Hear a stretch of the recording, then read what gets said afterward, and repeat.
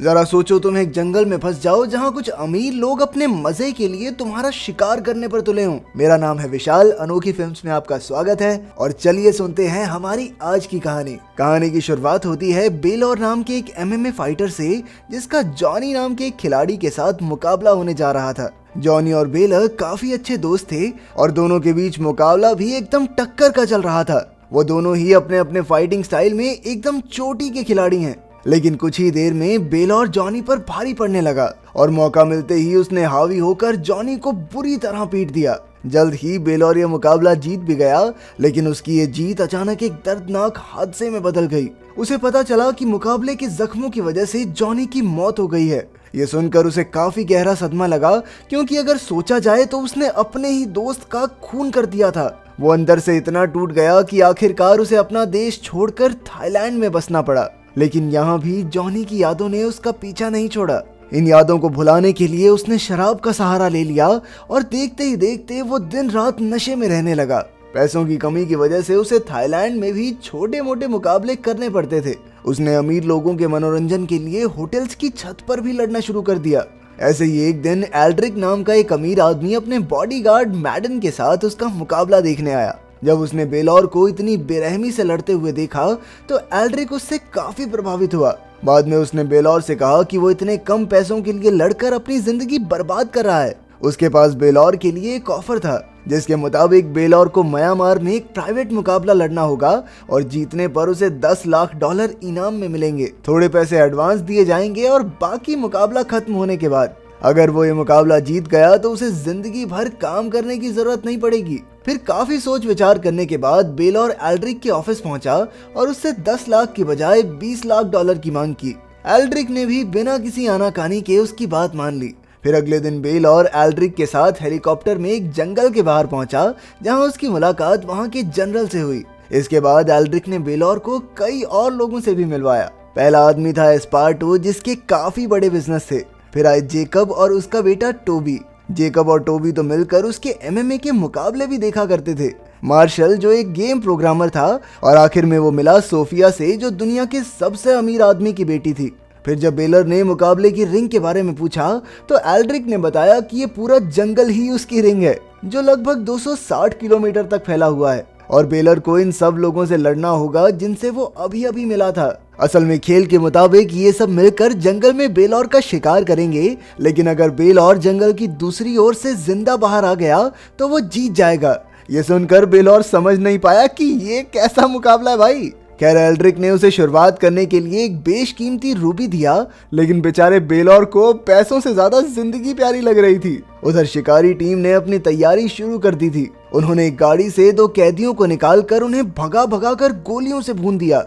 तब जाकर एल्ड्रिक ने बताया कि ये सब दुनिया के सबसे अमीर लोगों में से हैं। इन्हें अब आम चीजों में मजा नहीं आता और ये सब शिकार खेलने के शौकीन हैं।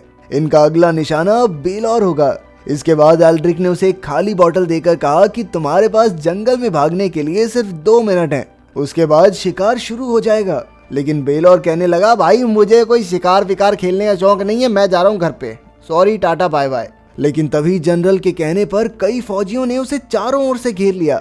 अब उसके पास कोई चारा नहीं था, इसलिए वो सीधा जंगल में भाग गया और इसी के साथ मौत का खेल शुरू। शिकारियों की टीम मिलकर बेलौर को ढूंढने लगी। तभी बीच में मडुका नाम के एक आदमी ने कहा कि वो टीम से हटकर अकेला ही बेलौर का शिकार करेगा। फिर कुछ ही देर में उसने बेलौर को एक झरने किनारे बैठे देख लिया। जैसे ही मडुका ने उस पर गोली चलाई तो बेलौर किसी तरह हटकर पानी में कूद गया। फिर वो अचानक से बाहर निकला और उसने मडुका पर ऐसा हमला किया कि उसकी वहीं मौत हो गई। बाद में जब शिकारी वहां पहुंचे तो उन्हें मडुका की लाश मिली, पर वो लाश देखकर डरे नहीं बल्कि खुश हो गए, क्योंकि अब जाकर उन्हें कोई ऐसा शिकार मिला था जिसे मारने में उन्हें बहुत मजा आएगा। तभी हम देखते हैं कि मार्शल चुपके से इस पूरे खेल की वीडियो बना रहा था। खैर कुछ समय बाद वो सब मिलकर बेलौर तक पहुंच ही गए और उन्होंने तुरंत उस पर गोलियां चलानी शुरू कर दी। लेकिन बेलौर किसी तरह बचकर और घने जंगल की ओर भाग निकला। फिर काफी आगे जाकर उसे कई हाथियों का झुंड दिखाई दिया, जिनके बीच में से था नाम की एक लड़की सामने आई। उसे लगा कि था भी उन्हीं शिकारियों में से एक है, लेकिन था ने बताया कि वो तो गांव की एक सीधी सादी लड़की है जो अब इस जंगल में रहती है। वो इस जंगल के सारे खुफिया रास्ते जानती थी, इसलिए उसने बेलौर को अपने साथ चलने को कहा। फिर रास्ते में उसने बेलौर को बताया कि वो अपने भाई विन की तलाश कर रही है। असल में पहले इन शिकारियों ने बेलौर की तरह ही विन को भी अपना शिकार बनाया था। लड़की ने बताया कि वहाँ पहले काफी लोग रहते थे, लेकिन फिर जनरल ने एल्ड्रिक के साथ मिलकर सारा जंगल खाली करवा दिया और जो लोग वहाँ से जाने के लिए राजी नहीं हुए उन्हें अमीर लोग मजे के लिए अपना शिकार बनाने लगे। उधर एल्ड्रिक ने जनरल से अपनी टीम के लिए बाइक्स मंगवा ली ताकि वो जल्दी से बेलौर तक पहुंच सके। फिर उसने एक ड्रोन के जरिए बेलौर की लोकेशन का पता लगाने की कोशिश की तो उसने देखा कि वो तो जंगल में एक लड़की के साथ घूम रहा है। ये देखकर वो और खुश हो गया क्योंकि अब उन्हें 2 शिकार मिल चुके थे। इसके बाद वो सब बाइक्स पर बैठकर तेजी से बेलौर का पीछा करने लगे। जल्द ही वो उस तक पहुंच गए, लेकिन बेलौर ने एक साथ 2 बाइक्स को टक्कर मारकर उन्हें नीचे गिरा दिया। तभी बेलौर ने एक बाइक उठाई और वो आगे जाकर एक झोपड़ी में रुक गया।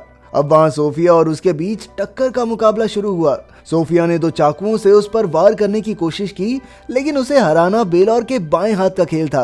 पर बेलौर ने उसे मारा नहीं, बल्कि वो तुरंत बाइक पर बैठकर था को बचाने निकल पड़ा, जिसे जेकब और टोबी ने पकड़ रखा था। उधर जेकब था के साथ जबरदस्ती करने ही वाला था, लेकिन टोबी ये सब होते हुए देख नहीं सका और वहाँ से चला गया। असल में उसे तो बेवजह शिकार करने में भी कोई दिलचस्पी नहीं थी। खैर, जब बेलौर वहाँ पहुंचा तो उसने देखा कि था ने पहले ही जेकब को मार दिया है। अब वो दोनों मिलकर फिर से अपने रास्ते पर आगे बढ़ने लगे। उधर जब बाकी शिकारियों को जेकब की लाश मिली तो एल्ड्रिक ने सारा इल्जाम टोबी पर लगा दिया, क्योंकि वो ही अपने पिता को अकेला छोड़ आया था। असल में जेकब ने इस शिकार के लिए इतना पैसा इसलिए दिया था ताकि उसका बेटा टोबी बहादुर बन सके।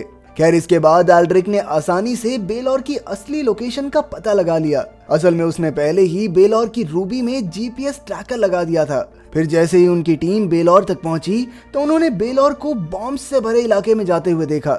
एल्ड्रिक ने बड़ी चौड़ में कहा कि अब तो ये जल्द ही बॉम्ब पर पैर रख के कुत्ते की मौत मरेगा। लेकिन टोबी तो खुद ही अपने बाप की मौत का बदला लेना चाहता था।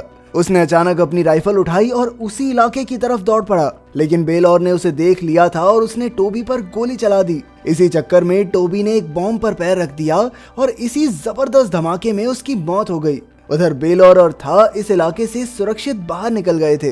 फिर जैसे ही शाम हुई तो था उसे एक गुफा में ले आई, जहाँ वो अपने भाई विन के साथ अक्सर आया करती थी। लेकिन जैसे ही वो अंदर घुसे तो विन को वहाँ देखकर था के होश ही उड़ गए। उसने भागकर विन को गले लगा लिया और रोने लगी। खैर, जब अंधेरा हुआ तो उन्होंने गुफा में ही रात गुजारने का फैसला किया। उधर शिकारियों ने भी गुफा के पास ही तंबू लगा लिए थे।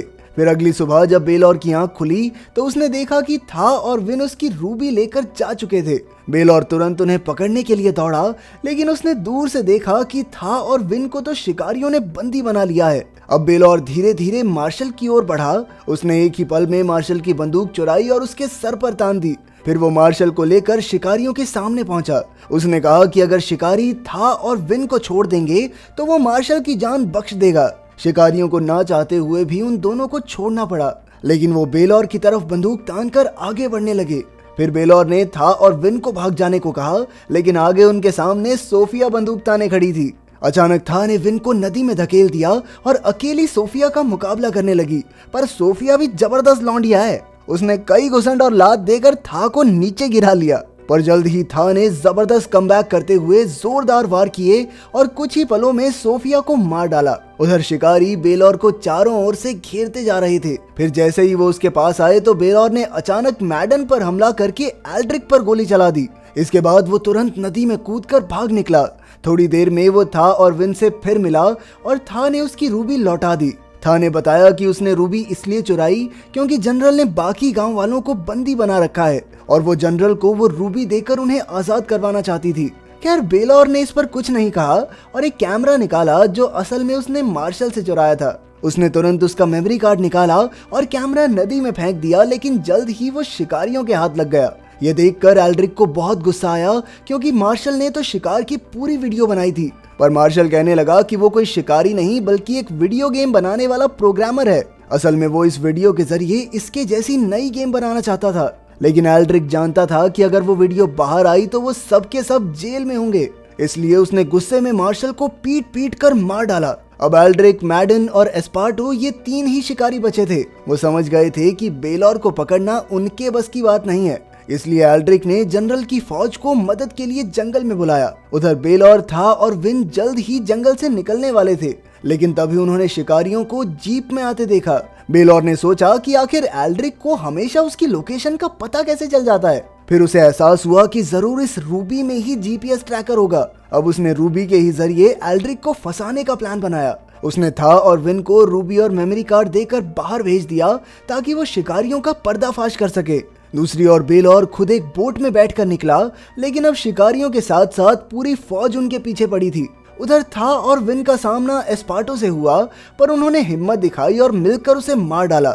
वहीं जब बेलौर जंगल की दूसरी ओर से निकला तो एल्ड्रिक और मेडन गांव वालों पर बंदूकें ताने खड़े थे। जब उन्होंने एक बच्चे को मारने की धमकी दी तो बेलौर को मजबूरन बाहर आना पड़ा। फिर एल्ड्रिक ने उससे मेमोरी कार्ड की मांग की तो बेलौर कहने लगा, मेमोरी कार्ड वो तो मैं खा गया।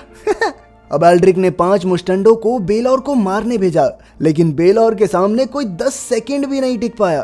फिर मैडन ने उस पर हमला किया, लेकिन बेलौर ने उसकी भी हड्डी पसली एक कर दी। अब एल्ड्रिक ने उस पर गोली चला दी, लेकिन वो मेडन के पीछे छिप गया और गोली लगने से मेडन की मौत हो गई। इसके बाद बेलौर ने एल्ड्रिक को कुत्ते की तरह पीटा और आखिरकार उसे भागने को कहा। अब वो एल्ड्रिक का शिकार करने वाला था, लेकिन तभी सैकड़ों सैनिकों ने बेलौर को घेर लिया। लेकिन ऐन वक्त पर था वहां आ गई और उसने जनरल को रूबी देकर बेलौर और गांव वालों को रिहा करने को कहा।